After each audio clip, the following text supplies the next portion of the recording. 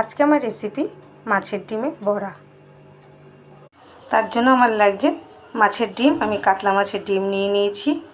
এবার দেবো পেঁয়াজ কুচোনো, ধনেপাতা কুচোনো, লঙ্কা কুচোনো, হলুদ, নুন, অল্প একটু চিনি আর ধনে জিরের গুঁড়ো সব কিছু দিয়ে এবার ভালো করে আমি মেখে নিচ্ছি। মেতে জল দেবো না, ডিমের জলে যেটা থাকবে সেটাই এর মধ্যে ভালো করে মেখে নিই। সব মশলাগুলো মাছের ডিমের সাথে ভালো করে আমি মেখে নিচ্ছি, উল্টে পাল্টে এইভাবে মেখে নেব।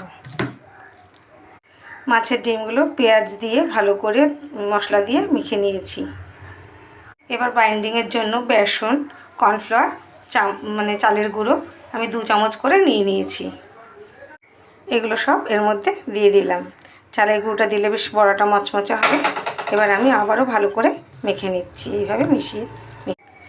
এবার দিয়ে দেবো অল্প একটু গরম মশলার গুঁড়ো দিয়ে আবারও ভালো করে মিশিয়ে নিচ্ছি। বড়াগুলো আমি সাদা তেলে ভাজবো। সাদা তেল কড়াইতে দিয়ে দিয়েছি, গরম হচ্ছে। তেলটা গরম হয়ে গেছে, গ্যাসের ফ্লেমটা কমিয়ে দিয়েছি। এবার আমি আস্তে আস্তে করে চামচে করে বড়ার আকারে আমি তেলে দিয়ে দিলাম। এইভাবে আমি কয়েকটা বড়া দিয়ে দিয়েছি, আস্তে আস্তে আমি ভাজবো।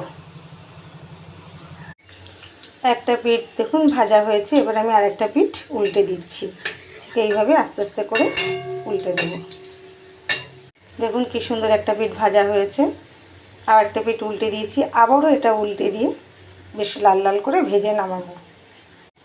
আবারও আমি ওই পিঠটা উল্টে দিচ্ছি। দেখুন কি সুন্দর লাল করে ভাজা হয়ে গেছে। এইভাবে আস্তে আস্তে করে ভাজতে হবে, তাহলে বড়াগুলো সুন্দর করে ভাজা হয়ে গেছে। এখন আমি তুলে নিচ্ছি। দেখুন কত সুন্দর লাল লাল করে ভেজে নিয়েছি, খেতেও বেশ সুন্দর লাগবে। এবার আমি তুলে এইভাবে আবারও সব বড়াগুলো আবার দিয়ে দিচ্ছি, দিয়ে ভেজে নিচ্ছি। এইভাবে বড়াগুলো দিয়ে দিলাম। সেমভাবেই আবার আমি ভাজবো, গ্যাসটা সিমে থাকবে, আস্তে আস্তে ভাজা হবে। একটা পিঠ ভাজা হয়ে গেছে, আবারও আমি উল্টে দিচ্ছি। এইভাবে উল্টে সব বড়াগুলো ভেজে নিচ্ছি। সব বড়াগুলো লাল লাল করে ভাজা হয়ে গেছে, আবারও আমি তুলে নিচ্ছি। মাছের ডিমের বড়াগুলো সব ভাজা হয়ে গেছে।